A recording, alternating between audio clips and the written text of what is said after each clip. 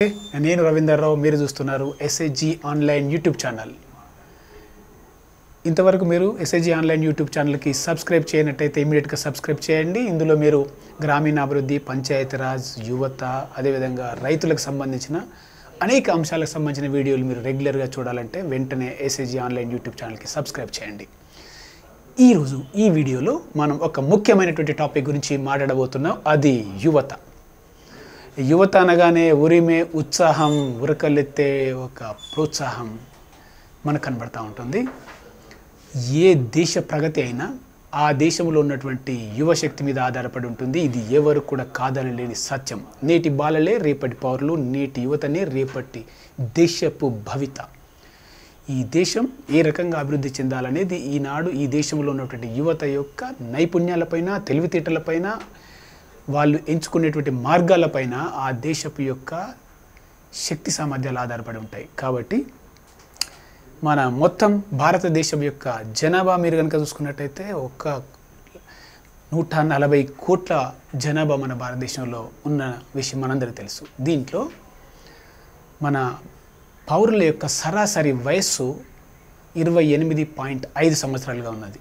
అంటే మనం యువతకు ఇచ్చేటువంటి నిర్వచనాన్ని ఎన్ని సంస్థలు, మన జాతీయ యువజన పాలసీ కావచ్చు లేదా అంతర్జాతీయ సంస్థలు కావచ్చు, యువతకు ఇచ్చేటువంటి డెఫినేషన్లో 15 సంవత్సరాల నుంచి 29 సంవత్సరాల మధ్యలో ఉన్నటువంటి వాళ్ళని యువతగా గుర్తించారు. మరి అలాంటి వయస్సు 15 నుంచి 29 మధ్య వయస్సు ఉన్న వాళ్ళని యువత అని అనుకుంటే, మన భారతదేశ జనాభా యొక్క సరాసరి వయస్సు అంటే ఈ దేశంలో ఉన్నటువంటి 140 కోట్ల మంది ప్రజల యొక్క సరాసరి వయసు కనుక చూసినట్టయితే 28.5. అంటే యంగెస్ట్ నేషన్, ప్రపంచంలోనే యువ జనాభా అత్యధికంగా ఉన్నటువంటి దేశాలలో ప్రథమ స్థానంలో భారతదేశం ఉన్నది. కాబట్టి ఈ జనాభా యొక్క ఆధిక్యత, యువ జనాభా యొక్క ఆధిక్యత, ఈ సంఖ్య వలన మనం రానున్న 10 సంవత్సరాల కాలం పాటు ప్రపంచంలో అనేక అభివృద్ధికి సంబంధించినటువంటి కార్యక్రమాలను తీసుకొని దేశ అభివృద్ధిలో ఈ యువతను కనుక మనం ఇన్వాల్వ్ చేసినట్టయితే, వాళ్ళని ప్రోత్సహించి ఉత్పాదక రంగంలో యువతను కనుక తీసుకొచ్చినట్టయితే పెను మార్పులు మన దేశంలో వచ్చేటువంటి అవకాశం ఉంటుంది. మనము కలలుగంటున్నటువంటి అభివృద్ధి చెందుతున్న దేశం స్థాయి నుంచి అభివృద్ధి చెందిన దేశం అనేటువంటి స్థాయికి వెళ్ళవచ్చు. అగ్ర రాజ్యాల సరసన భారతదేశం నిలవాలంటే 5 ట్రిలియన్ ఎకానమీ, అదేవిధంగా చైనా, అమెరికా లాంటి అగ్రదేశాల సరసన భారతదేశం అన్ని విధాలుగా నిలబడాలంటే ఈ దేశపు యువత తమ బాధ్యతలను తెలుసుకొని తమ బాధ్యతల పట్ల బాధ్యతాయుతంగా ఆలోచించి ప్రవర్తించినట్టయితే తప్పకుండా రానున్న 10 సంవత్సరాలలో భారతదేశం ప్రపంచంలో సూపర్ పవర్గా ఎదిగే అవకాశం ఉంటుంది. ఈ నేపథ్యంలో కనుక చూసినట్టయితే ఈనాటి టాపిక్లో భారతదేశంని 2 రకాలుగా మనం విభజించి చూడవచ్చు. 1 పట్టణాలు, 2 గ్రామాలు.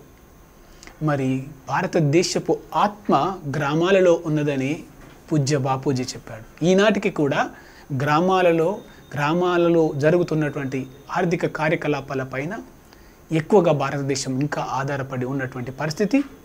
మరి గ్రామీణ ప్రాంతాలలో ఉన్నటువంటి యువత కొంత నిరాశ, నిస్పృహ, అదేవిధంగా నైపుణ్యాల కొరత, నిరుద్యోగం లాంటి వనరుల కొరత, ఆరోగ్యపరమైనటువంటి సమస్యలు, అవకాశాలు లేకపోవడం లాంటి రకరకాలైనటువంటి సమస్యలతో యువత కొంత నిస్పృహతో, కొంత ఇబ్బందికరమైనటువంటి వాతావరణంలో ఉన్నటువంటి ఈ సందర్భంలో మనం గత 3 దశాబ్దాల నుంచి మన భారతదేశంలో కనుక చూసుకున్నట్టయితే యువజన సంఘాలు అనేటివి గ్రామీణ ప్రాంతాలలో చాలా కీలకంగా 1980 నుంచి మొదలుకుంటే 2010 సంవత్సరం వరకు యువజన సంఘాలు అనేటువంటి ఒక కాన్సెప్ట్ ద్వారా అనేక గ్రామాలలో వేలాది లక్షలాదిగా యువజన సంఘాలలో మరి సభ్యులుగా చేరి తమ వ్యక్తిగతమైనటువంటి అభివృద్ధిని, అదేవిధంగా సామాజిక అభివృద్ధికి వారు కృషి చేయడం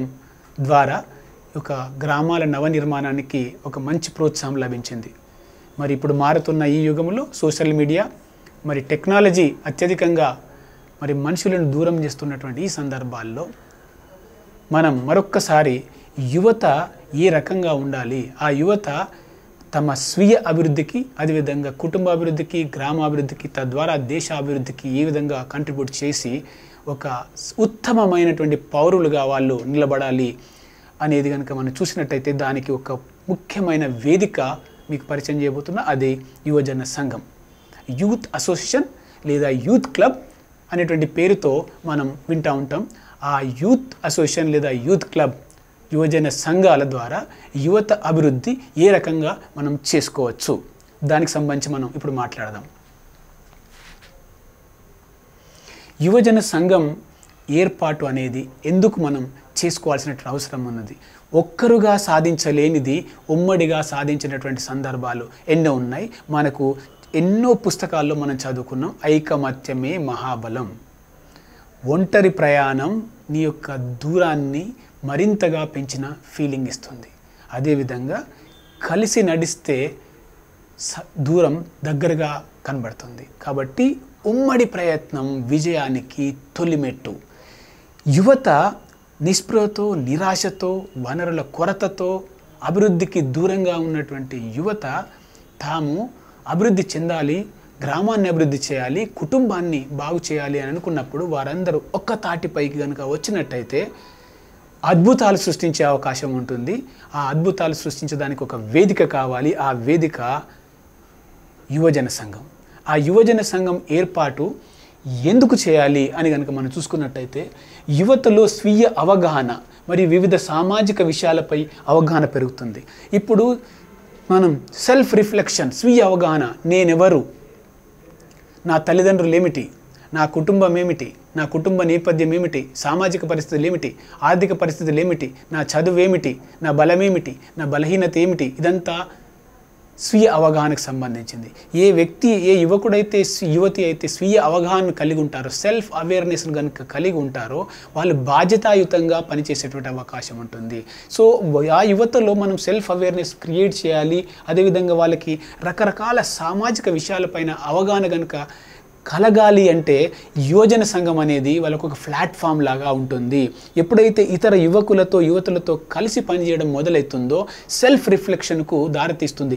ఇతరులు ఏ రకంగా ఆలోచిస్తున్నారు, ఇతరులు ఏ రకమైనటువంటి పనులు చేస్తున్నారు, ఇతరుల యొక్క ఉన్నటువంటి నైపుణ్యాలు ఏమిటి, ఇతరుల యొక్క ఆలోచన ధోరణులు ఏమిటి, ఇతరుల యొక్క ప్రవర్తన ఏ విధంగా ఉన్నది, వాళ్ళు చేస్తున్న పనులు ఏ విధంగా ఉన్నాయి చూసుకున్నప్పుడు నేనెవరు, నేనేం చేస్తున్నాను, నా కుటుంబ నేపథ్యం ఏంటి, నా పరిస్థితులు ఏమిటి అని ఆలోచించేటువంటి విషయమే స్వీయ అవగాహన. అదేవిధంగా గ్రామంలో ఉండబడిన, సమాజంలో ఉండబడిన సామాజిక విషయాలు చర్చకు రావడం ద్వారా ఆ సామాజిక విషయాలపైన యువకులకు అవగాహన అనేది పెరగడానికి యువజన సంఘం అనేది దోహదం చేస్తుంది. యువతకు ఐకమత్యం మరియు ప్రజల భాగస్వామ్యం యొక్క ప్రాధాన్యతను యువజన సంఘం తెలియజేస్తుంది. ఒక్క యువకుడుగా ఉన్నట్టయితే ఏదైనా సాధించాలంటే ఇబ్బందిగా ఉంటుంది. అదేవిధంగా కలిసి పనిచేస్తే చాలా అద్భుతాలు సాధించవచ్చనే విషయం యువజన సంఘం ద్వారా అర్థమయ్యేటువంటి అవకాశం ఉంటుంది. అది జీవితకాలం పాటు ఒక సమూహంగా పనిచేసేటువంటి శక్తిని, సమూహాన్ని కూడగట్టేటువంటి శక్తిని, సమూహం యొక్క బలాలను యువతకు అర్థం చేపిస్తే అవకాశం ఉంది. అదేవిధంగా ప్రజల భాగస్వామ్యం యొక్క ఇంపార్టెన్స్ కూడా యువజన సంఘం ద్వారా తెలుస్తుంది. ఎప్పుడైతే ఒక యువజన సంఘం ఏర్పడినప్పుడు 20 మంది 30 మంది యువత కలిసి పనిచేయడం ప్రారంభిస్తారో, ఆ పని చేసినప్పుడు ఆ గ్రామంలో ఉండబడినటువంటి అన్ని వర్గాల ప్రజలను ఒక తాటి మీదకి తీసుకొచ్చి గ్రామ అభివృద్ధి కొరకు, గ్రామంలో చక్కటి కార్యక్రమాలు తీసుకునే అవకాశం ఏర్పడడం ద్వారా అక్కడి నుంచి యువత నేర్చుకునే అవకాశం ఉంటుంది. ప్రజల భాగస్వామ్యం యొక్క ప్రాధాన్యత ఏంటి, పీపుల్స్ పార్టిసిపేషన్ అని మనం అంటమే, అది ఎలా ఉంటుంది అని తెలుసుకునేటువంటి అవకాశం వీళ్ళకి ఉంటుంది. అదేవిధంగా యువతలో గ్రామం మనది అనే భావన మరియు సమాజం పట్ల బాధ్యత తెలుస్తుంది. ఈ గ్రామం ఎవరిది, నేను, నా కుటుంబం అనేటువంటి దాంట్లోనే మరి పరిమితం కాకుండా ఈ గ్రామం మనది. ఇప్పుడు రాను రాను మా ఊరు, మా గ్రామం అనేటువంటి భావన నుంచి నాకేమొచ్చింది, నాకేం ఒరిగింది, నాకేం అభివృద్ధి జరిగింది అనేటువంటి పర్సన్ సెంట్రిక్ ఆలోచన విధానంలోకి దురదృష్టవశాతం అని వెళ్తా ఉన్నాం. గతంలో కనుక చూసుకున్నట్టయితే గ్రామ అభివృద్ధి గురించి మాట్లాడేవాళ్ళు, ఇప్పుడు వ్యక్తి అభివృద్ధి గురించి మనం మాట్లాడుతున్నాం. అఫ్కోర్స్ వ్యక్తుల యొక్క సమాహారమే గ్రామం అయినప్పటికీ కూడా కొంత విశాల దృక్పథంతో అందరూ గ్రామస్తులు కలిసి గ్రామ అభివృద్ధికి కనుక పాలు పంచుకున్నట్టయితే గ్రామాభివృద్ధి అనేది జరుగుతూ ఉంటుంది. ప్రభుత్వం చేస్తున్న రకరకాలటువంటి పనులపైన కూడా వాళ్ళు ఒక నిఘా వ్యవస్థలాగా పనిచేసినట్టయితేనే ఆ ప్రభుత్వ కార్యక్రమాలు కూడా సఫలం అయ్యే అవకాశం ఉంటుంది, అర్హులకు అందే అవకాశం ఉంటుంది. కాబట్టి ఇక్కడ ఈ యువత గ్రామం మాది అనేటువంటి భావన రావాలి. ఈ రోడ్ ఎలా ఉంటే నాకేంటి, ఈ పంచాయతీ బిల్డింగ్ ఎలా కడితే నాకేంటి, వాటర్ వస్తే నాకేంటి, రాకపోతే నాకేంటి, నేను నా కుటుంబం అనేటువంటి దాంట్లో నుంచి బయటకు వచ్చి ఈ గ్రామం నాది, ఇక్కడ ఉన్నటువంటి ప్రతి విషయం పైన నేను పాత్ర వహించాల్సిన అవసరం ఉన్నది అని తను నమ్ముతూ తను ఆలోచిస్తూ ప్రజలను కూడా మేలుకొల్పేటువంటి ఒక ఆలోచనే ఈ యొక్క ఓనర్షిప్, నా గ్రామం అనే ఫీలింగ్ ఎప్పుడైతే యువజన సంఘంలో చేరుతారో వాళ్ళకి కలిగే అవకాశం ఉంటుంది. తర్వాత యువత శారీరక మానసిక అభివృద్ధికి దోహదపడుతుంది. ఇప్పుడు అన్ఫార్చునేట్లీ చాలామంది మొబైల్లో పట్టుకొని గ్రామీణ ప్రాంతాల్లో యువత కనుక చూసుకున్నట్టయితే వాళ్ళు క్రికెట్ మ్యాచ్లు చూడడానికి కావచ్చు, సినిమాలు చూడడానికి కావచ్చు, సీరియల్ చూడడానికి కావచ్చు, రకరకాల రియాలిటీ షోలు చూడడానికి కావచ్చు, ఈ మొబైల్ అనేది సర్వస్వం అయిపోతున్నది. శారీరక దారుఢ్యం అనేది రావటం లేదు. ఆరోగ్యం అనేది ఒక పెను ప్రమాదంగా మారుతున్న సందర్భంలో మరి క్రీడలు ఎప్పుడైతే యువజన సంఘాన్ని ఏర్పాటు చేసుకుంటారో రకరకాలైనటువంటి క్రీడలు వాళ్ళు ఆటలు ఆడుకునే ఒకటి అవకాశం ఉంటుంది. వాలీబాల్, కబడ్డీ, ఖోఖో, రకరకాలైనటువంటి గ్రామీణ క్రీడలు కావచ్చు, లేకపోతే ఇతరత్ర క్రీడలు పైన ప్రాధాన్యత వచ్చేటువంటి అవకాశం ఉంటుంది. తద్వారా శారీరక దారుఢ్యం అనేది వాళ్ళలో పెంపొంది ఆరోగ్యంగా యువత తయారయ్యేటువంటి అవకాశం ఉంటుంది. అదేవిధంగా 10 మందితో కలిసినప్పుడు ఆ వ్యక్తులకు ఈ రకరకాలైనటువంటి వ్యక్తిత్వాలు, వాళ్ళ యొక్క ప్రవర్తన విధానాలు అర్థం కావడం ద్వారా ఆ మెంటల్ మెచ్యూరిటీ అంటే మానసిక సామర్థ్యం కూడా వాళ్ళకు పెరిగే అవకాశం ఉంటుంది. కాబట్టి యువజన సంఘం అనేది ఇందుకోసం ఉపయోగపడుతుంది. సామాజిక సమస్యల ప్రభావం, సమాజ స్పందన అర్థమవుతుంది. గ్రామంలో ఎప్పుడైతే యువజన సంఘం ఏర్పాటు జరుగుతుందో ఆ యువజన సంఘంలో గ్రామ సమస్యల గురించి మాట్లాడడం జరుగుతుంది. గ్రామ సమస్యల గురించి మాట్లాడినప్పుడు మరి గ్రామంలో ఈ సమస్య ఎందుకున్నది, దానికి ఉన్నటువంటి రూట్ కాజెస్ ఏమిటి, కీలకమైనటువంటి ఆ సమస్యకు ఎక్కడ ఇబ్బంది ఉంది, ఎందుకు ఆ సమస్య గ్రామంలో పట్ల ఉన్నది అని విశ్లేషణ చేసినప్పుడు ఆ సమస్య మూలాలు యువతకు అర్థం కావడం జరుగుతుంది. ఎప్పుడైతే మూలాలు అర్థమవుతుందో దాన్ని ఎలా తొలగించవచ్చు, తొలగించే క్రమంలో సమస్య యొక్క ప్రభావానికి గురవుతున్నటువంటి ప్రజలు పడుతున్నటువంటి ఇబ్బందులు ఏమిటి, ఆ ఇబ్బందులను మనం ఎలా తొలగించవచ్చు, ఎవరి సహకారం తీసుకోవాలి, రకరకాల అంశాలపైన ఎప్పుడైతే సామాజిక సమస్యలు అర్థమవుతాయో వాళ్ళ యొక్క ఆలోచన విధానము, ప్లానింగ్ అంటారా, డిసిషన్ మేకింగ్ అంటారా, లీడర్షిప్ క్వాలిటీ అంటారా, యువత లోపల పెరిగేటువంటి అవకాశం ఉంటుంది. కాబట్టి యువజన సంఘంలో కనుక చేరితే ఈ రకమైనటువంటి వ్యక్తిగతమైన అభివృద్ధి, గ్రామాభివృద్ధి కూడా దోహదం పడుతుంది. యువతలో నాయకత్వ లక్షణాలు పెంచడానికి యువజన సంఘం ఉపయోగపడుతుంది. లీడర్ అంటే ఇప్పటిదాకా ఒక కద్దరు చొక్కా వేసుకొని కళ్ళకు అద్దాలు పెట్టుకుంటేనే లీడర్, లేదంటే ఏదో ఒక రాజకీయ పార్టీ నీడలో కనుక ఉంటేనే లీడర్ అనేటువంటి ఒక ఆలోచన విధానం గ్రామీణ ప్రాంతాల్లో చాలా మందిలో ఉంది. కానీ లీడర్ అనేది పదం నాయకుడు లేదా నాయకురాలు అనేది ప్రతి వ్యక్తి తమ జీవితంలో తామే నాయకుడుగా ఉండాలి, నాయకురాలుగా ఉండాలి, ఫాలోవర్గా కాకుండా లీడర్గా ఉండాలి. నీ జీవితాల్లో నువ్వే హీరో కాబట్టి నీ జీవితంలో ముఖ్యమైన నిర్ణయాలు కావచ్చు, డే టు డే జీవితం నుంచి మొదలుకుంటే ప్రతిదీ నిర్ణయం తీసుకునేటువంటి ఒక శక్తి, సామర్థ్యాలు ప్రతి యువతలో రావాలి. రాకపోతే డిపెండెంట్గా ఉండిపోతారు వాళ్ళు, అంటే ఇతరులపైన ఆధారపడేటువంటి వాళ్ళుగా ఉంటారు. ఎప్పుడైతే ఇతరులపైన ఆధారపడేటువంటి వాళ్ళకు వ్యక్తిగత అభివృద్ధి చెందడం కష్టం అవుతుంది. కాబట్టి వాళ్ళు ఓటర్లుగా మిగిలిపోతారే తప్ప వేరే వాళ్ళని నాయకులు చేసే ఫాలోవర్గా మిగిలిపోతారు తప్ప స్వయం ప్రకాశం అనేది ఉండదు. కాబట్టి యువత ఎవరైతే ఇళ్లలో కూర్చొని ఉంటారో, ఎవరైతే సోషల్ మీడియాలో ఉండి ప్రపంచాన్ని చూస్తూ ఉంటారో అట్లాంటి వాళ్ళు క్రియాశీలకంగా పనిచేయడానికి ఒక ఆపర్చునిటీ అనేది, అవకాశం అనేది ఈ యొక్క యువజన సంఘం అనేది వాళ్ళకి కలిగిస్తుంది. పని చేయాలని అనుకున్న ఒక ఫోరం లేనప్పుడు, ఒక వేదిక లేనప్పుడు యువత ఎక్కడికి వెళ్ళి పనిచేయాలి, గ్రామ అభివృద్ధి గురించి పనిచేయాలి ఉంటుంది. ఎట్లా పనిచేయాలో తెలియని సందర్భంలో యువజన సంఘం వాళ్ళకు ఒక గ్రేట్ ప్లాట్ఫామ్, ఒక మంచి ప్లాట్ఫామ్ లాగా యువతకి ఇది పనిచేస్తుంది. అదేవిధంగా వాళ్ళలో ఒక్కొక్క అంశాన్ని తీసుకుని వాళ్ళు పనిచేస్తున్నప్పుడు వాళ్ళలో రకరకాలైనటువంటి నాయకత్వ లక్షణాలు, ఇందాక నేను చెప్పినట్టుగా రకరకాల డిసిషన్ మేకింగ్ అనొచ్చు, ప్రాబ్లమ్ సాల్వింగ్ అనొచ్చు, లేకపోతే ఒక సెల్ఫ్ రిఫ్లెక్షన్ అనొచ్చు, లేకపోతే ఈ రకరకాల ఈ యొక్క పర్సనాలిటీ ట్రైట్స్ అంటాం మనం. ఒక నాయకుడికి ఉండాల్సిన రకరకాల లక్షణాలు, మాట్లాడేటువంటి విధానం కావచ్చు, కమ్యూనికేషన్ స్కిల్స్ కావచ్చు, ఇంటర్పర్సనల్ రిలేషన్షిప్ బిల్డప్ చేసుకోవడం కావచ్చు, కన్వర్జెన్స్ ఇతరులతో ఏ రకంగా ప్రభుత్వ కార్యక్రమాల్లో భాగస్వాములం కావాలి అనేటువంటి అంశాలు కావచ్చు, ఇవన్నీ అవసరం పడ్డప్పుడు ప్రాక్టికల్గా వాళ్ళు చేసే అవకాశం ఈ ఫోరం ద్వారా కలుగుతుంది, యువజన సంఘం ద్వారా. ఆ విధంగా వాళ్ళలో లీడర్షిప్ క్వాలిటీస్ అనేది పెరగడం ద్వారా జీవితంలో చక్కటి జీవితాన్ని వాళ్ళు అనుభవించే అవకాశం ఉంటుంది. అదేవిధంగా సమస్యల గుర్తింపు, పరిష్కారం, ప్రణాళిక రచనలో యువతకు నైపుణ్యం ఏర్పడుతుంది. ఇప్పటి వరకు కేవలం తన చదువు, తను చేసి ఉన్నటువంటి పనే కాకుండా ఎప్పుడైతే గ్రామం అనేటువంటి ఒక విశాలమైనటువంటి సమాజంలోకి అడుగుపెట్టడానికి అవకాశం ఈ యొక్క యువజన సంఘం ద్వారా దొరుకుతుందో, గ్రామంలో ఉన్న అన్ని సమస్యలను మనం మాట్లాడినప్పుడు రకరకాల సమూహాలకు రకరకాలైన సమస్యలు ఉంటాయి. ఆ ప్రతి సమస్య పైన చర్చ జరిగినప్పుడు ఈ యొక్క యువకులకి దాని యొక్క పరిజ్ఞానం అనేది వాళ్ళకి అర్థమవుతుంది. ఈ యూత్లో మిక్స్డ్ గ్రూప్ ఉండే అవకాశం ఉంటుంది. యూత్ రకరకాల సెక్షన్స్ ఆఫ్ పీపుల్తో కలిసి పనిచేసే అవకాశం ఉంటుంది. కాబట్టి అందరి యొక్క అనుభవాలు నుండి యూత్ నేర్చుకోవడానికి ఇది ఒక మంచి అవకాశం యువజన సంఘం అనేది ఇస్తుంది. అదేవిధంగా ప్రభుత్వ కార్యక్రమాలు యంత్రాంగం పట్ల స్పష్టత వస్తుంది. ఇప్పటికీ కూడా రకరకాల డిపార్ట్మెంట్ల ద్వారా ప్రభుత్వం అనేది గ్రామీణాభివృద్ధి కోసం పనిచేస్తూ ఉన్నది, రకరకాల సెక్షన్స్ ఆఫ్ పీపుల్ కోసం పనిచేస్తూ ఉన్నది. మరి ఏ డిపార్ట్మెంట్లు ఏ సంక్షేమ పథకాలను ఇస్తున్నాయి, అభివృద్ధి కోసం పనిచేసే ఏమున్నాయి, సంక్షేమం కోసం పనిచేసే డిపార్ట్మెంట్స్ ఏమున్నాయి, ఏ కార్యక్రమం ద్వారా ఎవరికి ఏ న్యాయం జరుగుతుంది, లాభం జరుగుతుంది, సేవలు అందుతాయనేటువంటి విషయాలు మరి చాలామంది యూత్కి తెలిసే అవకాశం లేదు. ఎప్పుడైతే యువజన సంఘం అనేటువంటి ఒక ప్లాట్ఫామ్లో వాళ్ళు కూర్చుంటారో, మన గ్రామంలో ఎంతమంది అనాథలు ఉన్నారు, ఎంతమంది వృద్ధులు ఉన్నారు, ఎంతమంది పిల్లలు ఉన్నారు, బాల కార్మికులు ఉన్నారు, మహిళలు ఉన్నారు, రైతులు ఉన్నారు, ఈ రకంగా వాళ్ళు ఒక ఇన్ఫర్మేషన్ తీసుకొని దాన్ని అనాలిసిస్ చేసి తద్వారా ప్రభుత్వ సంక్షేమ కార్యక్రమాలు వస్తున్నాయా రావట్లేదా, రాకపోతే ఏ డిపార్ట్మెంట్ వాళ్ళు దీనికి బాధ్యులు అని ఒక మాట్లాడినప్పుడు ఆ చైన్ సిస్టమ్ అనేది వీళ్ళకు అర్థం కావడం ద్వారా ప్రభుత్వం ఫంక్షనరీసు, ఫండ్స్, ఈ 3F ఈ మూడింటిని కూడా వాళ్ళు అర్థం చేసుకునే అవకాశం ఉంటుంది. అట్లా యువత భవిష్యత్తులో ఒక జాగరూకత కలిగినటువంటి యువకులుగా తయారయ్యేటువంటి అవకాశం ఉంటుంది. సమాజానికి ఒక మంచి అవకాశం ఉంటుంది.